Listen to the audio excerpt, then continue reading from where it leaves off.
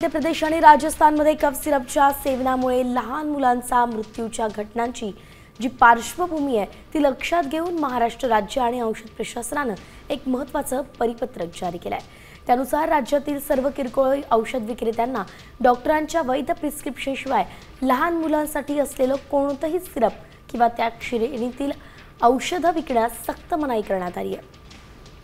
मुलांच्या मृत्यूच्या घटनेनंतर केंद्र सरकारच्या आरोग्य आणि कुटुंब कल्याण विभागाने लहान मुलांमध्ये कफ सिरपच्या तर्कसंगत वापरांसंदर्भात जारी केलेल्या सूचनांच्या आधारे महाराष्ट्र अन्न आणि औषध विभागाने ही खबरदारीची पावले उचलली आहेत।